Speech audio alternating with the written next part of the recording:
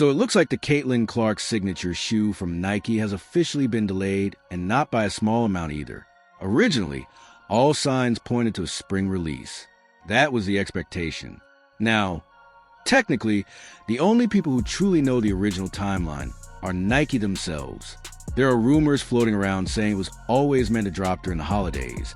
But let's be honest, everything we saw suggested spring. And that's where this gets concerning.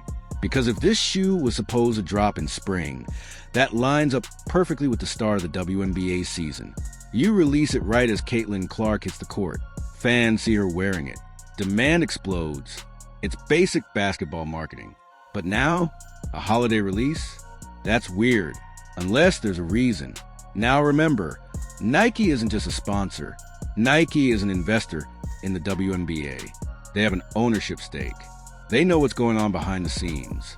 So if they're pushing this release back, you have to ask why. Because if there's even a possibility that the season gets delayed, or worse, doesn't happen, you absolutely do not want to release a signature basketball shoe in the spring with no basketball being played. That would be a disaster.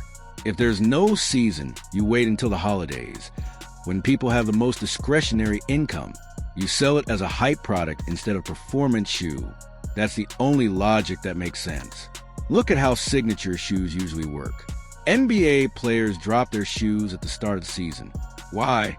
Because fans want to see them worn in games. You build momentum.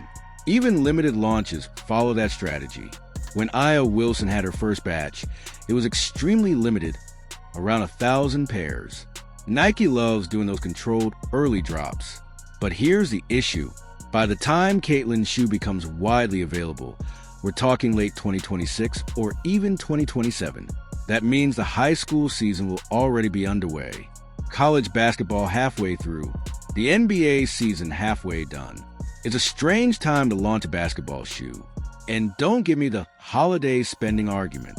Basketball shoes aren't just fashion statements. They're performance products. Most people buying Caitlin Clark's shoe will buy it to play in it. This isn't a retro Jordan situation. It's not lifestyle first. And then there's price. If these come in around $140, that's higher than the Sabrina line, higher than IAS. You're in a different price tier. But launching at a time that doesn't align with the basketball season, that doesn't add up. So what's going on? Option 1. She didn't approve the design. Unlikely, this has been in development for years. Option 2. Quality issues. If that's the case after 2 years, that's a bad sign. Option 3. And the one that makes the most sense, Nike is hedging because they're not confident the season starts on time. And that brings us to the bigger issue, the CBA situation. We are now days away from serious consequences. If we hit early March with no agreement, the season delay becomes very real. I used to think there was a 90% chance the season starts on time.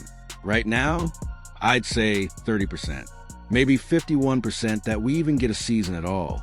And yes, there's a non-zero chance the league shuts down entirely. That sounds dramatic, but when you're this close to deadlines, you have to acknowledge the possibility. If Team USA training camp begins and there's still no deal, that's a massive red flag. Because imagine a CBA getting signed without key stars like Caitlin Clark, Angel Reese, or Paige Buecher's fully present in the process. That would be chaos. So when you look at the shoe delay, it might not just be about sneakers. It might be the biggest signal, yet that something is seriously off behind scenes. And that's why this is concerning.